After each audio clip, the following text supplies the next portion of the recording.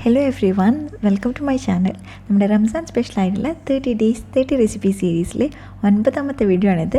നമ്മൾ ഇന്ന് ഉണ്ടാക്കുന്നത് ഒരു പഴയ സ്റ്റൈൽ പുതിയ അപ്പമാണ്. പണ്ട് കിട്ടുന്നത് താഴെയും മുകളിലും ഒക്കെ തീയിട്ടിട്ടാണ് ഉണ്ടാക്കിക്കൊണ്ടിരുന്നത്. അപ്പോൾ ഇന്ന് നമ്മളിതിനെ സിംപ്ലിഫൈ ചെയ്തിട്ടാണ് ഉണ്ടാക്കുന്നത്. അപ്പോൾ നമുക്ക് റെസിപ്പിയിലോട്ട് പോവാം. ഇതിനായിട്ട് ഞാനിവിടെ ഒരു 1/2 കപ്പ് ഇഡ്ലി റൈസ് എടുത്തിട്ടുണ്ട്. ഇഡ്ലി റൈസോ അല്ലെങ്കിൽ വൈറ്റ് റൈസ് നമ്മുടെ പച്ചരിയോ യൂസ് ചെയ്യാവുന്നതാണ്. ഓക്കെ, അപ്പോൾ ഒരു 200 ml കപ്പാണ് ഞാൻ മെഷർമെൻറ്റായിട്ട് യൂസ് ചെയ്തത്. സോ 1/2 കപ്പ് എന്ന് പറഞ്ഞാൽ 100 ml. ഓക്കെ, അപ്പോൾ ഇത് നമ്മൾ നന്നായിട്ട് കഴുകി വൃത്തിയാക്കി ഒരു 2 മുതൽ 3 മണിക്കൂർ വരെ നമുക്ക് സോക്ക് ചെയ്യാനായിട്ട് വെക്കാം. ഈ സോക്കാവുന്ന സമയത്ത് നമുക്ക് വേണ്ടിയിട്ടുള്ള ഫില്ലിംഗ് ഉണ്ടാക്കാം. അതിനായിട്ട് ഞാനൊരു പാൻ അടുപ്പത്ത് വെച്ചിട്ടുണ്ട്. അതിലോട്ട് 1 മുതൽ 2 ടേബിൾ സ്പൂൺ വരെ ഓയിൽ ഒഴിച്ചു കൊടുക്കാം. പിന്നെ ഇതിലേക്ക് ഞാൻ പ്രോൺസ് ആണ് ആഡ് ചെയ്യുന്നത്. ഏകദേശം കുറച്ച് വലിയ സൈസുള്ള 6 പ്രോൺസ് ആണ് എടുത്തേക്കുന്നത്. അത് നമ്മുടെ ഇഷ്ടത്തിനനുസരിച്ച് പ്രോൺസിൻ്റെ അളവ് കൂട്ടുകയോ കുറക്കുകയൊക്കെ ചെയ്യാം. ഓക്കെ, ഇത് ഏകദേശം നമ്മൾ ചെറിയ ചെറിയ പീസാക്കി കഴിഞ്ഞ് കഴിഞ്ഞാൽ ഒരു 1/2 കപ്പോളം വരും കുക്ക് ചെയ്ത് കഴിഞ്ഞാൽ. ഓക്കെ, ഇതിലേക്ക് ആവശ്യത്തിനുള്ള മുളക് പൊടിയും ഉപ്പും കൂടി ചേർത്ത് നമുക്കിതിനെ ഫ്രൈ ചെയ്തെടുക്കാം.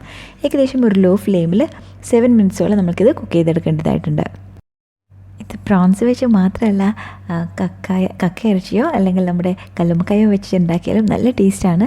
സോ ഞാനിവിടെ പ്രോൺസ് വെച്ച് ഉണ്ടാക്കിയെന്നുള്ളൂ. ഈ ഒരു കക്ക അല്ലെങ്കിൽ കല്ലുമ്മക്കായ വെച്ചിട്ട് നമുക്ക് ഈ സെയിം റെസിപ്പി ചെയ്തെടുക്കാവുന്നതാണ്. ഈ ചെമ്മീൻ ഫ്രൈ ചെയ്തിട്ടുള്ള സെയിം ഓയിലിൽ തന്നെ ഒരു സവാള ചോപ്പ് ചെയ്ത് ചേർത്ത് കൊടുക്കാം. മീഡിയം സൈസിൽ അനിയനാണ് യൂസ് ചെയ്തത്. അപ്പോൾ വളരെ ചെറുതായിട്ട് ചോപ്പ് ചെയ്ത് കൊടുക്കാം. അതിലേക്ക് ഒരു ചെറിയ കഷ്ണം ഇഞ്ചി ചതച്ചതും കൊണ്ട് ഞാൻ ചേർത്തിട്ടുണ്ട്. അപ്പോൾ ആ ഓയിലിൽ തന്നെ ആയതുകൊണ്ട് നമുക്ക് വേറെ മസാലകളൊന്നും ചേർക്കേണ്ട ആവശ്യമില്ല. പ്രോൺസിൻ്റെ നല്ല ഫ്ലേവറും ഇതിലുണ്ടാവും. ഓക്കെ, അപ്പോൾ ഇതിന് ജസ്റ്റ് ഏകദേശം 1 മിനിറ്റോളം വഴറ്റി കൊടുക്കാം. ഈ വഴറ്റുന്ന സമയത്ത് തന്നെ ഒരു 2 അല്ലി വെളുത്തുള്ളി, വലിയ അല്ലിയാണ്, സോ 2 അല്ലി അതുകൂടെ ചേർത്ത് കൊടുക്കാം. ജിഞ്ചർ ഗാർലിക് പേസ്റ്റ് ആണെങ്കിൽ ജസ്റ്റ് ഒരു 1/2 ടീസ്പൂൺ മുതൽ 3/4 ടീസ്പൂൺ വരെ ചേർത്ത് കൊടുത്താൽ മതിയാവും. ഇനി ഇതിലേക്ക് നമുക്ക് എരിവിനനുസരിച്ച് പച്ചമുളക് ചേർത്ത് കൊടുക്കാം. ഇനി കുറച്ചും കൂടി സ്പൈസി ആക്കാനായിട്ട് കുറച്ചധികം പച്ചമുളക് ചേർത്തിട്ടുണ്ട്. നമുക്ക് എത്രയാണോ ഇഷ്ടം അത്രയും ചേർത്ത് കൊടുക്കാം. അപ്പോൾ ഇതൊക്കെ കൂടെ ചേർത്ത് നമുക്ക് നന്നായിട്ട് വഴറ്റിയെടുക്കാം. ഒരുപാട് മഷിയായിട്ട് ചെയ്യേണ്ട ആവശ്യമില്ല. ജസ്റ്റ് ആ ഒരു ട്രാൻസ്പെറൻ്റ് ആവുന്നത് വരെ മാത്രമേ ചെയ്താൽ മതി. ഇതിലേക്കുള്ള ആവശ്യത്തിനുള്ള ഉപ്പും കൂടെ ചേർത്തിട്ടുണ്ട്. ഇനി നമുക്ക് നന്നായിട്ട് മിക്സ് ചെയ്യാം. അതിനുശേഷം ഞാൻ ആഡ് ചെയ്യുന്നത് കസൂരി മേത്തിയാണ്. ഇത് ഏകദേശം ഒരു 1/2 ടീസ്പൂൺ ചേർത്ത് കൊടുത്തിട്ടുണ്ട്. അത് പാൻ്റെ സൈഡിലോട്ടായിട്ട് വെച്ച് കൊടുക്കാം. അത് ആ പാനിൽ കടന്ന് മൊരിഞ്ഞതിന് ശേഷം മിക്സ് ചെയ്താൽ കുറച്ചും കൂടെ ടേസ്റ്റ് ആയിട്ടുണ്ടാവും. ഇതിലേക്ക് 2 പിഞ്ച് ഗരം മസാല, ഒരു 4-5 കറിവേപ്പില, പിന്നെ ഒരു 1-2 ടേബിൾ സ്പൂൺ ചോപ്പ് ചെയ്തിട്ടുള്ള മല്ലിയിലയും കൂടെ ചേർത്ത് നന്നായിട്ട് മിക്സ് ചെയ്യാം. അപ്പോൾ വളരെ സിമ്പിളായിട്ട് ഉണ്ടാക്കുന്നതാണ്. നമ്മൾ വേറെ മസാലപ്പൊടികളോ അധികം ഒന്നും ചേർക്കുന്നില്ല. ജസ്റ്റ് ആ പ്രോൺസ് ഫ്രൈ ചെയ്തിട്ടുള്ള ഓയിലിൽ തന്നെ ചെയ്തെടുക്കുകയാണെങ്കിൽ ഇത് ഈസിയാണ്. അപ്പോൾ ഞാൻ ആ പ്രോൺസ് നമ്മൾ ഫ്രൈ ചെയ്ത് വെച്ചിട്ടുള്ളത് ഇതിലേക്ക് മസാലയിലേക്ക് ചേർക്കുകയാണ്. ഇനി നമുക്ക് വീണ്ടും ഒരു മീഡിയം ഫ്ലെയിമിലോട്ട് മാറ്റിയിട്ട് 1 മിനിറ്റ് കൂടെ ഇതൊന്ന് വഴറ്റി കൊടുക്കാം. നമ്മൾ ഇത്രയും സമയം ഒരു മീഡിയം ടു ലോ ഫ്ലെയിമിലാണ് ഈ ഒരു മസാല ഉണ്ടാക്കിയിട്ടുള്ളത്. ഓക്കെ, അപ്പോൾ ഇത് നമ്മളെല്ലാം കൂടെ മിക്സ് ചെയ്തു. നമ്മുടെ പ്രോൺസ് മസാല ഇവിടെ റെഡി ആയിട്ടുണ്ട്. അപ്പോൾ ഫില്ലിങ് റെഡിയായി. നെക്സ്റ്റ് നമ്മൾ ചെയ്യേണ്ടത് അതിനുള്ള ബാറ്ററാണ്. അപ്പോൾ നമ്മുടെ റൈസ് 2 മണിക്കൂർ സോക്കായിട്ടുണ്ട്. നെക്സ്റ്റ് ഞാനിവിടെ 1 ടേബിൾ സ്പൂൺ വൈറ്റ് കളറിൽ അവൽ അല്ലെങ്കിൽ പോഹ എടുത്തിട്ടുണ്ട്. ഓക്കെ, അതൊന്ന് കഴിച്ചതിന് ശേഷം 1-2 ടേബിൾ സ്പൂൺ വെള്ളവും കൂടി ചേർത്ത് ജസ്റ്റ് ഒരു 5 മിനിറ്റ് സോക്ക് ചെയ്യാനായിട്ട് വെക്കാം.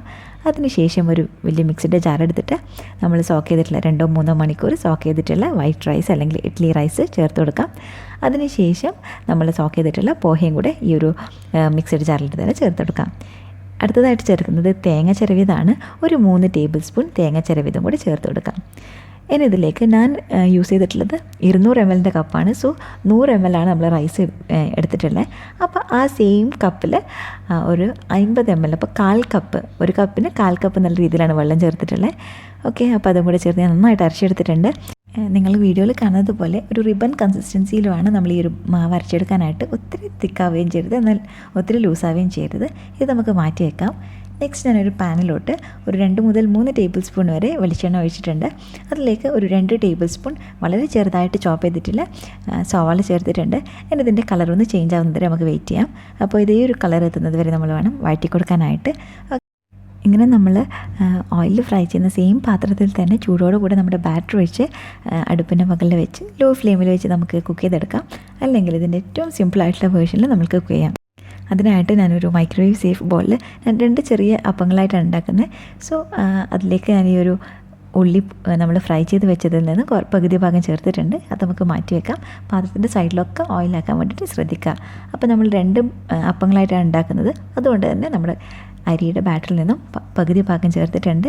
അതിലേക്ക് നമ്മൾ അരക്കുന്ന സമയത്ത് ഉപ്പ് ചേർത്തിട്ടുണ്ടായിരുന്നില്ല. സോ ഇപ്പോൾ ആവശ്യത്തിനുള്ള ഉപ്പും കൂടെ ചേർത്ത് കൊടുത്തിട്ടുണ്ട്. അപ്പോൾ ഇതും കൂടെ ചേർത്തതിന് ശേഷം നമുക്ക് നന്നായിട്ട് മിക്സ് ചെയ്ത് കൊടുക്കാം.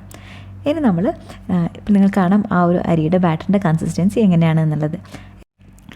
ഇനി നമ്മൾ ചേർക്കുന്നത് നേരത്തെ നമ്മൾ റെഡിയാക്കി വെച്ചിട്ടുള്ള പ്രോൺസ് മസാലയിൽ നിന്ന് പകുതി ഭാഗമാണ്. അപ്പോൾ അതും കൂടെ ചേർത്ത് നമുക്ക് നന്നായിട്ട് മിക്സ് ചെയ്ത് കൊടുക്കാം.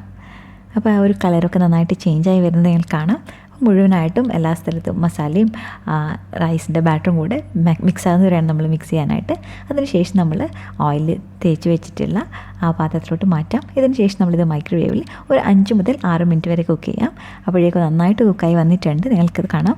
നല്ല പെർഫെക്റ്റ് ആയിട്ടുള്ള ചെമ്മീനപ്പം റെഡി ആയിട്ടുണ്ട്. അപ്പോൾ വീഡിയോ എല്ലാവർക്കും ഇഷ്ടമായെന്ന് കരുതുന്നു. അപ്പോൾ നാളെ മറ്റൊരു അടിപൊളി റെസിപ്പി ആയിട്ട് കാണാം.